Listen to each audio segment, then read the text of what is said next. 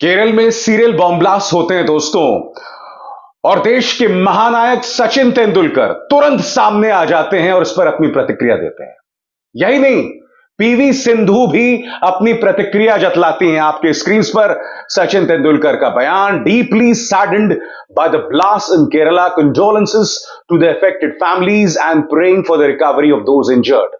उसी तरह से PV Sindhu, my heart goes out to those affected by the blast in Kerala, condolences to the affected family and hoping for a quick recovery for the injured.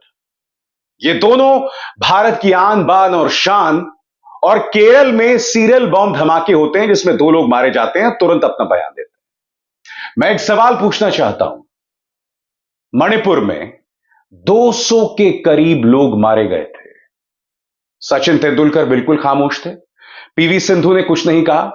जब हमारी महिला पहलवान संघर्ष कर रही थी, पुलिस, दिल्ली पुलिस जमीन पर उन्हें घसीट रही थी, तब इनके मुंह से एक शब्द नहीं निकला था। मैं सवाल पूछना चाहता हूं, ये दोहरे मापदंड क्यों? क्या केरल पर सचिन तेंदुलकर ने इसलिए अपना मुंह खोला क्योंकि केरल में भाजपा का राज नहीं है और मणिपुर में भाजपा का राज है, इसीलिए आप वहां खामोश बने हुए थे? दोस्तों, सबसे पहली बात, आज मैं केरल बॉम्ब ब्लास्ट की बात क्यों कर रहा हूं, मैं आपको बतला दूं दोस्तों। केरल के एर्नाकुलम में सीरियल बॉम्ब ब्लास्ट होते हैं। पहला धमाका होता है 9:40 पर, उसके बाद 4 धमाके, कुल 4 धमाके होते हैं, और फिर पुलिस पकड़ती है इस शख्स को जिसका नाम है डोमिनिक मार्टिन। ये बॉम्ब ब्लास्ट होते हैं जेहोवाज विटनेस के एक धार्मिक समारोह में। मगर होता क्या है दोस्तों, जैसे ही बॉम्ब ब्लास्ट होता है, भाजपा के मंत्री, भाजपा के चाटुकार, भाजपा के पैसों पर पलने वाले पत्रकार तुरंत मुसलमानों पर उंगली उठाना शुरू कर देते हैं, तुरंत इसमें हमास का एंगल जोड़ देते हैं। मगर पकड़ा कौन जाता है? Dominic Martin. डोमिनिक मार्टिन भी एक जेहोवाज विटनेस से जुड़ा हुआ, यानी कि जिस समुदाय पर हमला हुआ, डोमिनिक मार्टिन भी उसी से जुड़ा हुआ है। उसकी अपनी एक नाराजगी थी जिसके चलते उसने बॉम्ब ब्लास्ट कराए। कम से कम अब तक जो शुरुआती जांच है उसमें यही बात सामने उभर कर आई है। हो सकता है बाद में कोई हमास का लिंक आ जाए, या कोई मुस्लिम लिंक आ जाए, मगर बड़ा प्रश्न ये कि बॉम्ब ब्लास्ट को अभी 1 घंटा भी नहीं गुजरा था और पूरे भाजपा के प्रचार तंत्र ने मुसलमानों पर उंगली उठानी शुरू कर दी। मैं सबसे पहले आपको सुनाना चाहता हूं कि इस मुद्दे पर पुलिस दरअसल क्या कह रही है।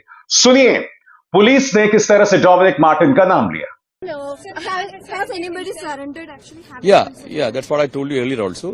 A particular one person has surrendered in Kodagara police station in Thrissur rural in the morning, claiming that he has done it. His name is Dominic Martin, and he claims that he belongs to the same group of Sabha. We are verifying it. मगर जैसे मैंने कहा दोस्तों, बगैर मामले का इंतजार किए भारतीय जनता पार्टी के मंत्री, भाजपा के नेता, भाजपा के तमाम चाटुकार, उनके पैसों पर पलने वाले 2-2 रुपल्ली ट्रोल्स सीधे इसमें हमास का लिंक, इसमें मुसलमानों का लिंक ढूंढने लगे। मैं आपको बतलाना चाहता हूं, केंद्र में मंत्री राजीव चंद्रशेखर क्या कह रहे थे आपकी स्क्रीन पर। On explosion at the convention centre in Kalamassery, union minister Rajeev Chandrasekhar ने कहा, it's very sad to hear about this blast targeting Christian community. It is very depressing. I hold the Kerala government responsible for this because just yesterday they permitted head of terror organization Hamas to speak. Kerala government permitted that program to happen, and 24 hours later we are seeing the consequences. The Kerala CM, who is also the Kerala Home Minister, is sitting in Delhi and doing politics. यहां पर सीधे तौर पर राजीव चंद्रशेखर ने किससे जोड़ दिया? Hamas से जोड़ दिया। और वो कह क्या रहे हैं? वो ये कह रहे हैं कि भाई केरल ने फलस्तीन के पक्ष में समर्थन किया था, प्रदर्शन किया था, और उनके इस प्रदर्शन में हमास के एक नेता ने, हमास का एक नेता लाइव उनके साथ जुड़ा था। मैं दोनों चीजों की बात करूंगा दोस्तों। पहले राजीव चंद्रशेखर की गलत बयानी, और जिस हमास के नेता, इस हमास के नेता ने लाइव जुड़ा था जब केरल के लोग फलस्तीन के पक्ष में प्रदर्शन कर रहे थे। जैसे ही राजीव चंद्रशेखर का यह बयान आता है, समानांतर तौर पर पूरा भाजपा का प्रचार तंत्र लग जाता है। अभी मामले की जांच शुरू भी नहीं हुई थी, मगर उन्होंने इसमें मुस्लिम लिंक ढूंढना शुरू कर दिया था। एक एक करके दोस्तों, यह व्यक्ति मेजर सुरेंद्र पूनिया, यह आदमी कई बार झूठ बोलते हुए पकड़ा गया है, भाजपा से जुड़ा हुआ है। मेरे बारे में एक बार झूठ बोल रहा था ये बेशर्म आदमी। ये देखिए, see the chronology. Yesterday, Hamas terrorist Khalid Mashal speaks from Qatar in a Kerala event and asks participants to prepare for jihad and take the streets of India. Today, 4 bomb blasts rock Kerala, where Jews live in Kalamassery. This is a coordinated terrorist attack today on Jews, tomorrow on others. Wake up, Bharat. झूठ। फिर कोई frontal force है, यहां पर भी वो यही बात कह रहा है। This comes after former Hamas chief Khalid Mashal surfaced in Kerala to make virtual address at pro Palestine rally in Malappuram. एक और दो रुपल्ली ट्रोल है। Jewish convention is bombed in Kochi, killing 1 woman and injuring 23 other people. Yesterday, Hamas leader addressed a pro-Palestinian rally calling for jihad against Hindutva, and Zionists and Mallu Muslims immediately responded to his call. फिर एक और दो रुपल्ली पत्रकार है। Big breaking, 4 blasts in Kerala, और यहां पर भी वही जुबान कि भाई प्रो पैलेस्टीनियन रैली बुलाई गई, जिसमें खालिद मशाल जो है उसने संबोधित किया, और उसके तुरंत बाद जो मुसलमान हैं केरल के, उन्होंने धमाका करवा दिया। यही बात हो रही है। और फिर ये कोई भंडारी फंडारी है, ये भी वही बात कह रहा है। इत्तेफाकन ये वो लतखोर पत्रकार है दोस्तों, आपको याद होगा, इसने सुशांत सिंह राजपूत मामले के दौरान रिया चक्रवर्ती के बारे में न जाने कितनी गलत बयानी की थी। यह वो व्यक्ति था दोस्तों जिसे सड़क पर पत्रकारों ने थप्पड़ रसीद किए थे। यह वो पत्रकार है दोस्तों कि जो भाजपा के झूठे प्रचार को बार बार आगे बढ़ाता है। इसकी इससे ज्यादा कोई पहचान नहीं है, मगर सब बगैर मुद्दे का इंतजार किए आपको झूठी खबर परोस रहे थे। मैं एक बात स्पष्ट कर दूं दोस्तों, अगर खालिद मशाल नाम के हमास से जुड़े एक व्यक्ति ने एक सभा को संबोधित किया तो यह गलत है। हम नहीं भूल सकते कि हमास ने इस्राइल पर हमला किया था, 1400 लोगों को मौत के घाट उतार दिया था। 1400 लोगों को दोस्तों। अगर हमास से जुड़ा एक व्यक्ति एक प्रो पैलेस्टीनियन रैली को केरल में संबोधित कर रहा है तो गलत है। अगर वो कतर से भी जुड़ा है, गलत है, नहीं होना चाहिए। मगर मैं आपसे कुछ और सवाल पूछना चाहता हूं। क्या भारत सरकार ने हमास को प्रतिबंधित किया है? क्या भारत सरकार ने यह घोषित किया है कि हमास एक आतंकवादी गुट है?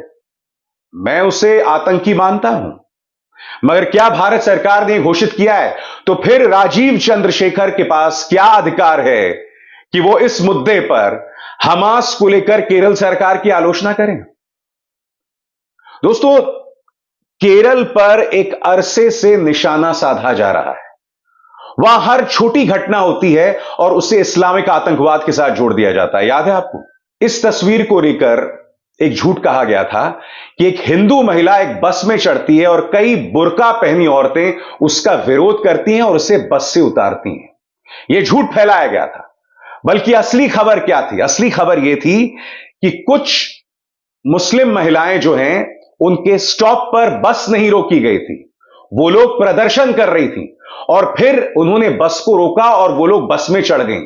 तब एक महिला ने उसका विरोध किया था और ये मुस्लिम महिलाएं, ये बुर्का पहनी औरतें सिर्फ उसका जवाब दे रही थी।